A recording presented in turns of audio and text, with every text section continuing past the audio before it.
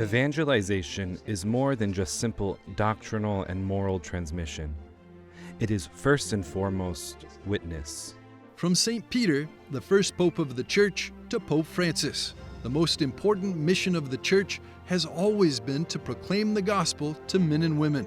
Today, the Church makes use of modern means of communication to do so. But even in the days when the internet had not yet been invented, the preachers of the gospel were extremely creative.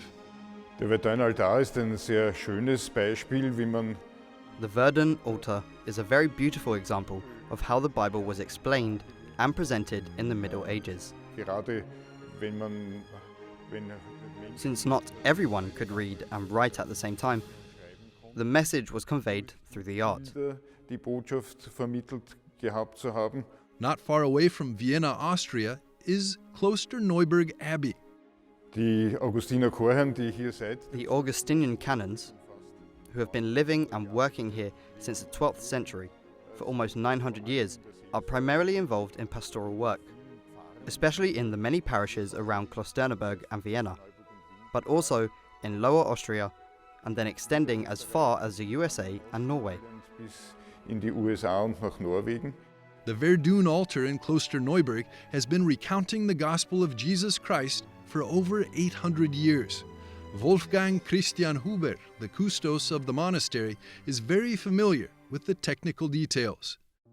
Nun, der Emailaltar des Nikolaus von Verdun ist The enamel altar of Nicholas of Verdun is not only the largest preserved goldsmith's work of the Middle Ages, but also of both artistic and technical quality. This is an outstanding work that can hardly be matched. There is a total of 51 scenes, 6 of which were added later, but 45 that actually date from the 12th century. It is an incredibly complicated and well thought out theological masterpiece. die aus dem 12. Jahrhundert stammen. Father Elias Carr has been living in Klosterneuburg for many decades now and is still fascinated by the Verdun Altar. What we have here is an incredible monument to Catholic biblical interpretation, which is based on the way the Bible explains itself. It's based on the idea of antitype and type, that the type is the original. In the Bible, we have the Old Testament, which tells stories which we find their fulfillment in Jesus Christ, and in the Church, and in other aspects of God's plan. So let's have a little look at some of these images before to see how it all works. Here, of course, is the Annunciation, that of course we celebrate on March 25th. We see the Annunciation of Our Lady, the Archangel Gabriel there, and then we see 2 other Annunciations. The Annunciation of Isaac, that of course the son of Sarah and Abraham, and the Annunciation of Samson, one of the judges in the book of Judges. His image is going to come up multiple times in here because they needed to find somebody who could be an antitype to Jesus Christ. And then here, of course, is the finding of the grapes from the 2 scouts in the book of Numbers. And the grapes, of course, is a Eucharistic symbol for the wine, which Jesus turns into his precious blood in the Eucharist. The very end of the Verdun altar is eschatological, which means it deals with the last things.